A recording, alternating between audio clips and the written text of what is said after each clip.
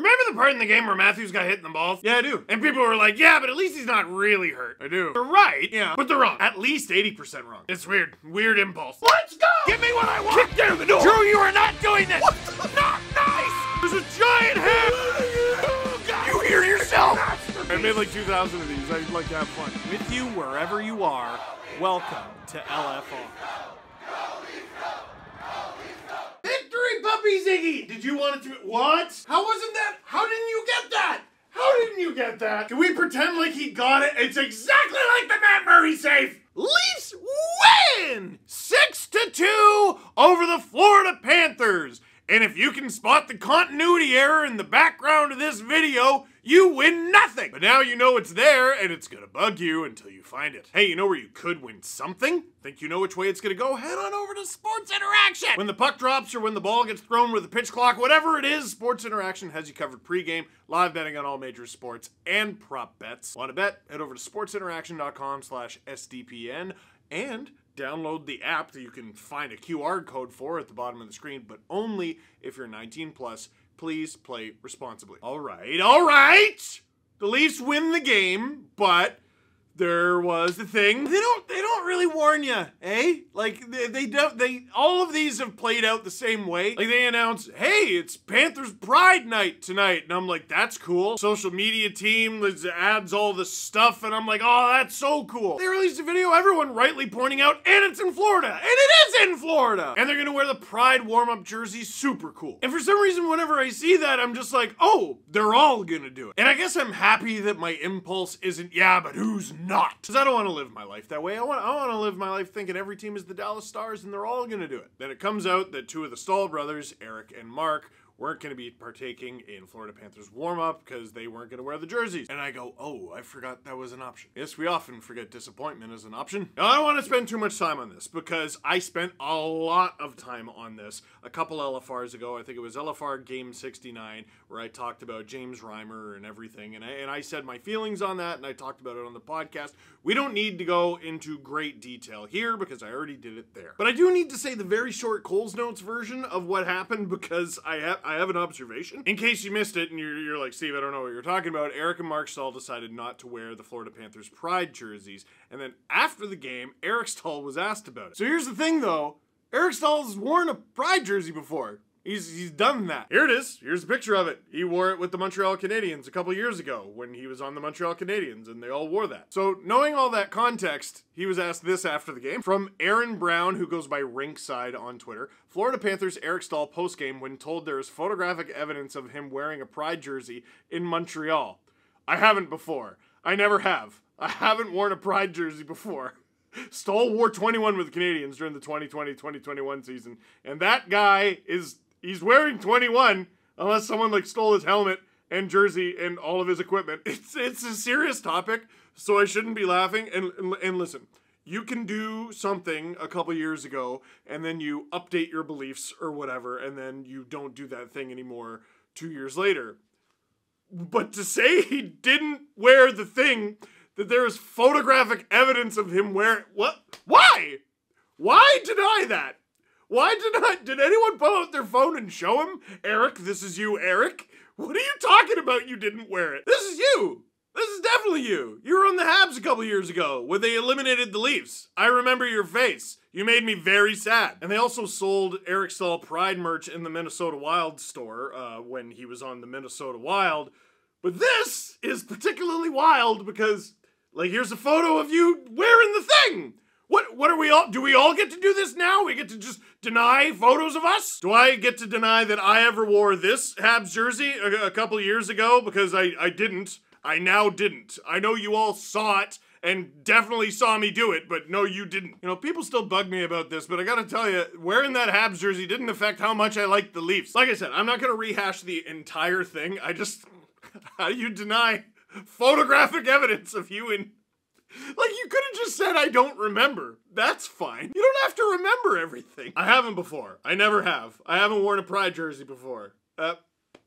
Okay. That's someone else then? That's someone else then. All right. So anyway, they played a game also. I don't know if you saw. And if you're a Leaf fan, it went rather well. Now the Leafs looking to bounce back from a 7-2 defeat, a humiliating 7-2 defeat at the hands of the New York Islanders, and they got to do it without Morgan Riley, and they're still going with the 11-7 setup, the 7-11 setup, the Slurpee setup. I'm going to try to make it a thing, and it's not going to work, but we're going to keep going. Schenn is in the lineup, Gustafsson is in the lineup. I don't know if they've ever been in the lineup at the same time. Doesn't matter. 5 minutes in, the Leafs top line, which consists of Austin Matthews, Mitch Marner, and Calle Järnkrok goes to work. Mark Giordano, who got an assist on this play hilariously, shoots the puck, goes way wide, rings around the boards onto Marner's stick. That's how he got the assist. Marner throws it to Matthews, who takes the shot not exactly close to the net. But you want to know why he took that shot not exactly close to the net? Look at Calle Järnkrok. Look at Calle Järnkrok, who is extremely not even 6 feet tall, causing fits and nightmares in front of the net. Look at Bobrovsky. You see where Bobrovsky's looking?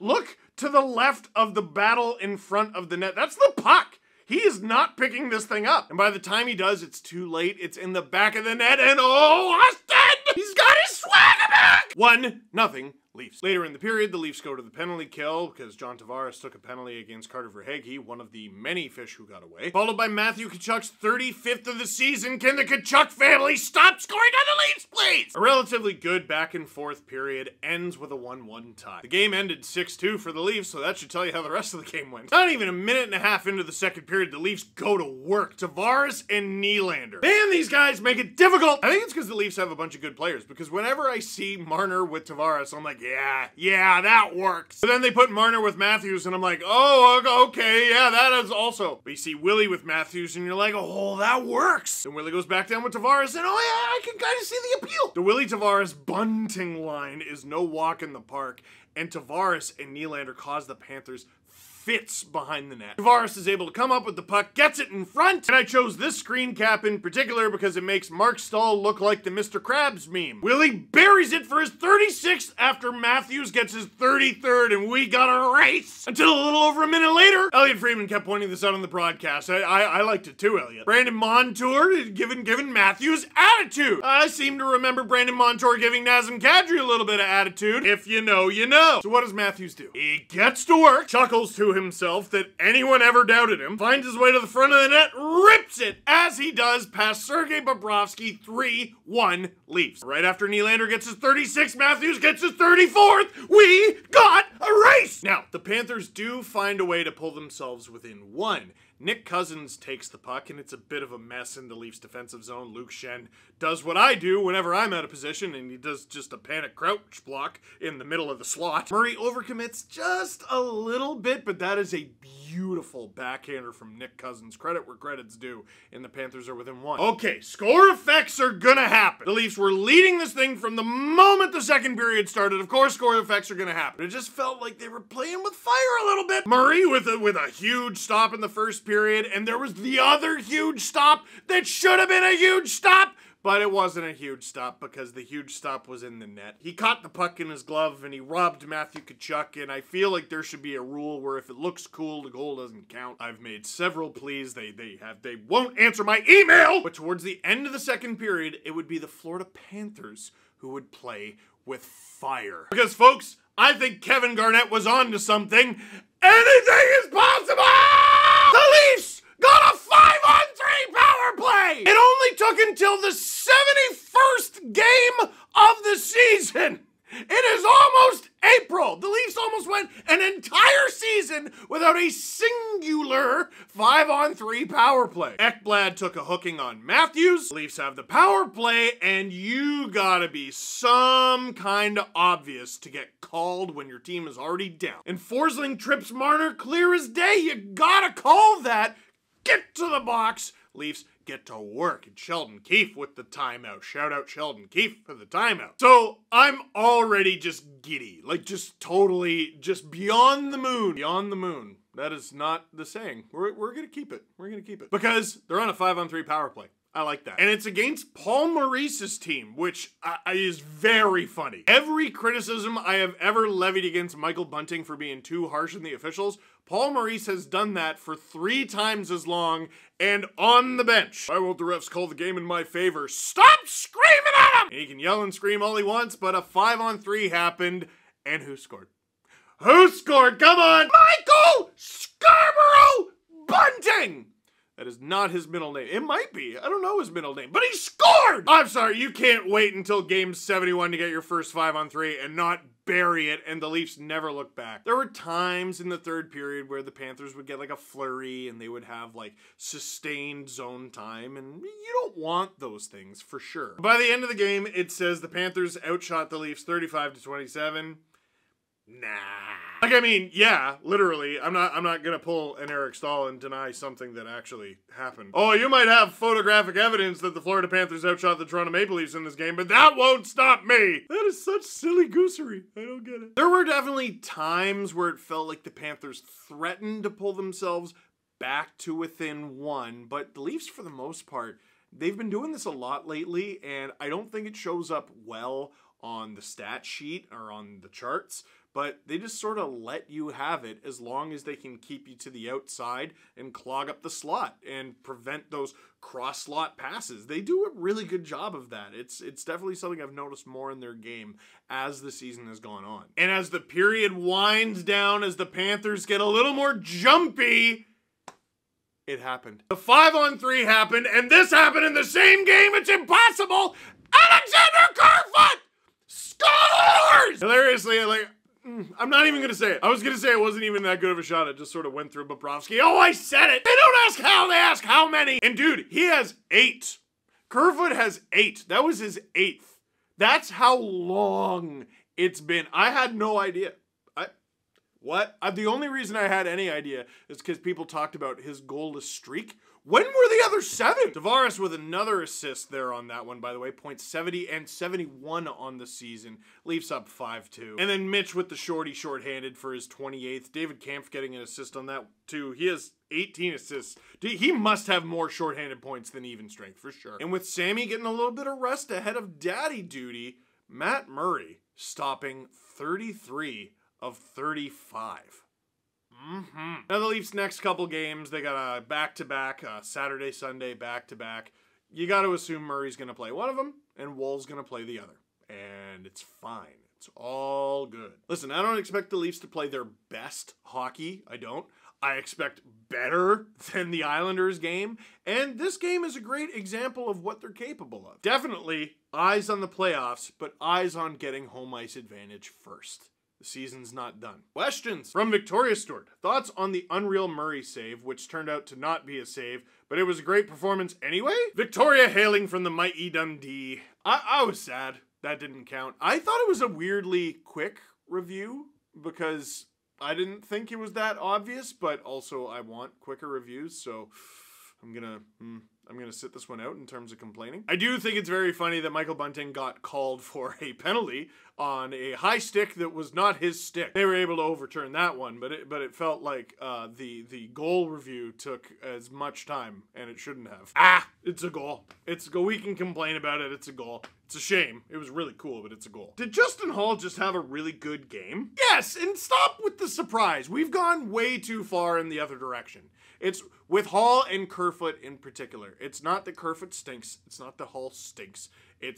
I don't think they should be getting the top defensive and offensive assignments. They're useful players. They're useful players, man. Holl's capable of having some really good games. Like, Leaf fans, man, like, we talk about Justin Holl, like, shutting down Connor McDavid for an entire week, and now we call him a bum. He's played basically the same way the whole time. He is a little hot and cold, but, like, we shouldn't be surprised by his good games. So he has good games. From Born Ruffians, the Leafs have lost 9 games this year by 3 or more goals. Their record in the game that follows a game where they lose by 3 or more goals is now 8-1 with a +22 goal differential.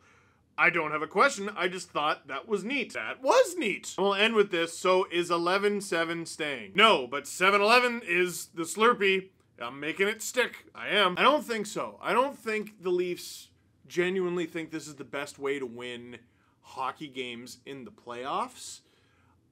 It is kind of an interesting late season thing, though, because when you think about it, it's the easiest way to spread out minutes. Forwards play less than defensemen. They do. So you throw them out there because there's more of them, even if you take them away.